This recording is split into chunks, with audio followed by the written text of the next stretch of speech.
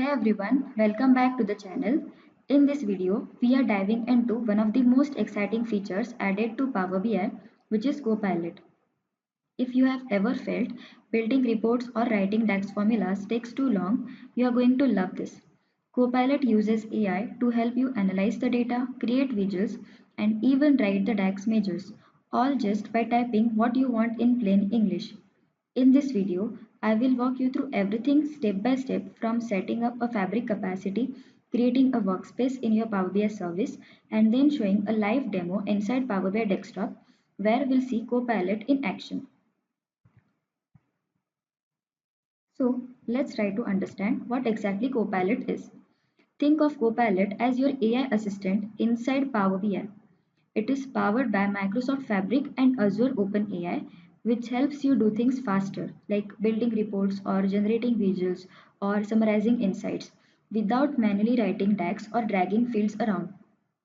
It's available both in Power BI Desktop as well as in Power BI Service. So whether you are designing reports locally or online, Copilot is there for you to help you out. Before you start using Copilot, there are few things you need to have in place, and this part is very important. You must be signed in into your Power BI desktop with the organizational account. Copilot doesn't work with personal Microsoft accounts. Your workspace needs to have either Microsoft Fabric or Power BI Premium capacity. If you are using Fabric capacity, then you will need at least F2 capacity or higher. Otherwise, if you are using Power BI Premium capacity, then you will need P1 capacity or higher.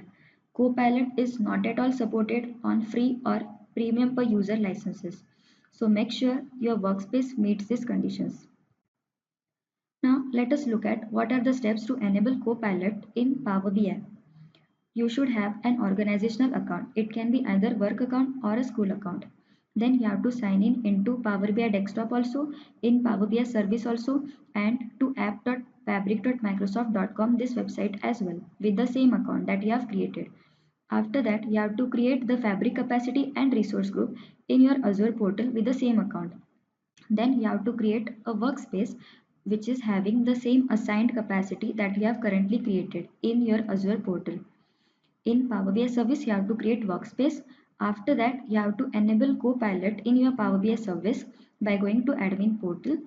After that, the workspace will be available for you to access it in Power BI desktop. And in Power BI desktop in report view, you will be able to see Copilot pane getting appeared. So these are the steps that you will need to follow to enable Copilot in your Power BI desktop. Now let us try to look at how you can use Copilot in your Power BI desktop. So I have already opened up a Power BI desktop file which is already having the data in it. So let's try to understand what is the problem statement. Why am I creating this report? So there is one pizza restaurant who had recorded a year's worth transactional data, which includes number of orders getting placed, pizzas ordered, their types, their sizes, and the pricing. And the management wants to understand the sales performance and the customer behaviors so that they can take data-driven business decisions. So that's the problem statement of our project. So I have already imported the data. So let me show you what all different tables are there in the data set. So this is a calendar table. Then the next table is the order details table. The next table is the orders table, which is having the order ID along with the when it was ordered and the exact date and the time for the same. Then there is a next table dedicated to types of the pizzas. So pizza types are listed over here. And there is a next table called as a pizza, which is storing the information related to the sizes and the prices of the pizzas based on the type of the ID that the person is getting ordered. Okay.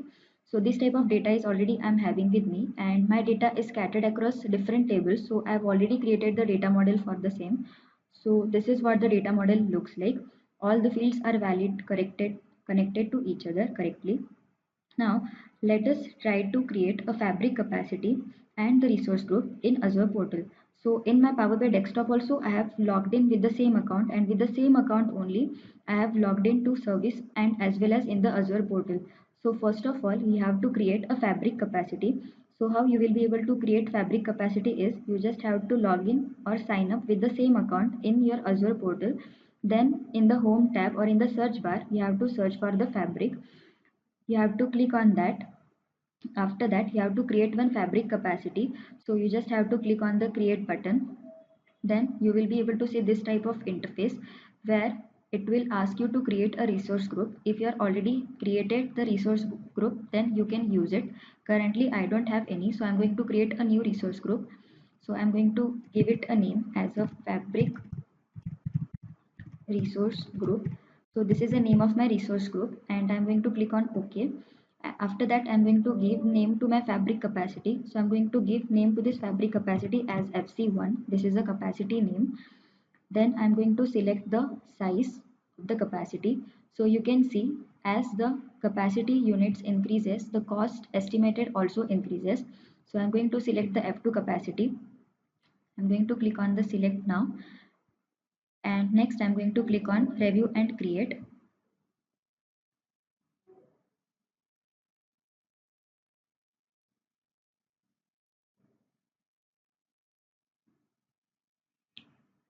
Then I'm going to click on the create. Over here you will be able to see the name of subscription, name of your resource group, in which region you are currently present, and the capacity that you have currently selected. Now I'm going to click on the create button, which is going to create this capacity called FC1 in my Azure portal, which I can access later in my Power BI service. So it is deploying that capacity. Once that is done, we are going to create a workspace in Power BI service.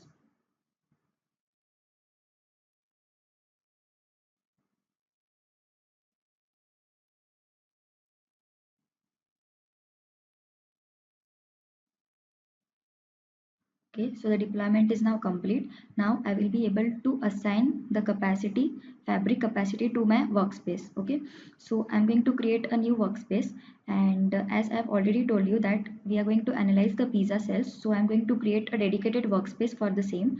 So I'll go to the workspaces and I'm going to click on the new workspace. Over here I will write the name of the workspace. So I'm going to write it over here as a pizza cells analysis. You can give any name to the workspace.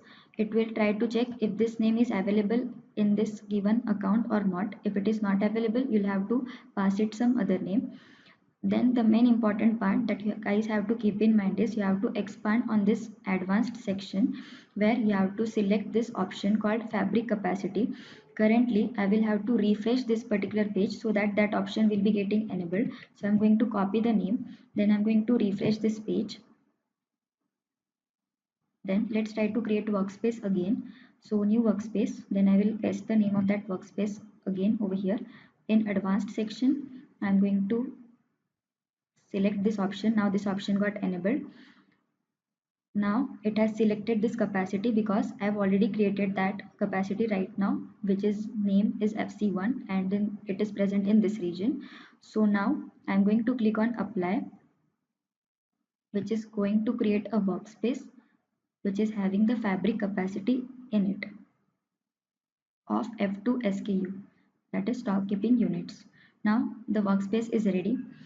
Now we'll redirect to Power BI desktop and to the report view, and in Power BI desktop we'll try to enable Copilot pane. How can you enable Copilot pane is you just have to click on this button that is present on right side. Then you will be able to see this kind of interface. Now you have to select that workspace that you have created in your Power BI service, and that Power BI service, the workspace that we have created in Power BI service is already having the fabric capacity assigned to it. So we can use the Copilot in that. So I'm going to click on this option called select a workspace. Now you can see whatever the requirements that are required to enable the copilots.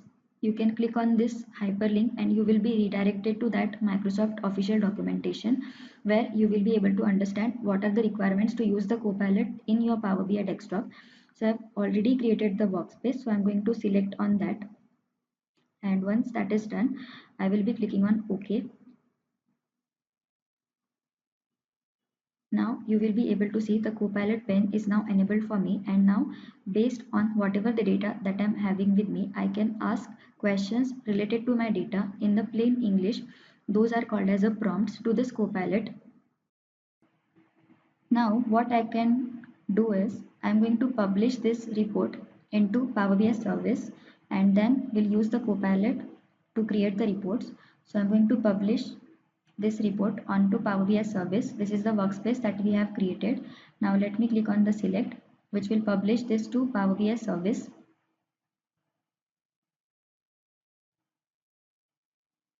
And I will click on this open, so it will redirect me to that service portal. Over here, you are not able to see anything because we have not created anything in our desktop, that report file. So I'm going to click on the edit button. Here you will be able to see the same interface as that of Power BI desktop, because Power BI service is just the online version of your Power BI desktop. Now you are able to see all the data that we have imported in our desktop file, that is also present over here because we have published it to service. Now let's try to leverage the Power BI Copilot features. So I'm going to click on the Copilot button. You will be able to see certain suggestions from the Copilot side. It is just an assistant for you to get started with the analysis part. So I'm going to click on suggest content for a new report page. Now Copilot will try to suggest me certain contents, certain visuals, certain pages that I can add on this reports. So this is the first content, that first page that it has given me, that you can analyze the total orders and the trend over time. So let me click on the create. It will try to create that page for me. Okay, it has created this page very quickly. Just I have to click the create button, and I'm able to see that inside in front of my eyes. So I'm able to see that this Copilot has created the page, and at the top you are able to see the total orders and the trend of that orders over the time. Let's try to create certain other visuals and certain other pages as well. So let's say I want to analyze the popular pizza ingredients. So I'm going to click on this option called create. You can also edit it if you want to change this prompt. So I'm going to create it. So it will create a new page where I will be able to see the top selling pizza quantity, the total pizza that are getting sold or that are getting ordered by the customers. Are of about 50,000 pizzas are getting ordered over the span of a 1 year for that particular restaurant. And top selling pizzas by quantity, you are able to see their pizza IDs over here, and the common ingredients that are used in the top selling pizzas, you are also able to see it. Now what I want to do is I just want to create a single page where I will be able to get the important insights. Okay, so I'm going to give it a prompt, that is create a report page wherein I will be able to see orders over time. Then I'm going to ask it to create top 5 pizzas names by quantities sold, and bottom 5 pizzas by quantities sold. So let's try to see if Copilot is able to understand this prompt or not. So it has created this new page, and I'm able to see the two KPIs at the top, that is the total orders and the quantity sold, and the orders trend over time, and the top 5 pizzas by the quantity sold. So let's try to ask Copilot, is it able to add the slicer to this current page or not? So add the slicer of pizza name and pizza size to the same page.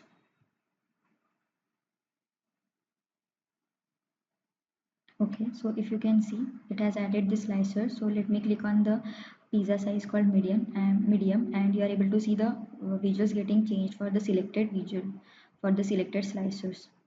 Right. So that is what, how powerful this Copilot is. You are able to get the insights very quickly, very easily.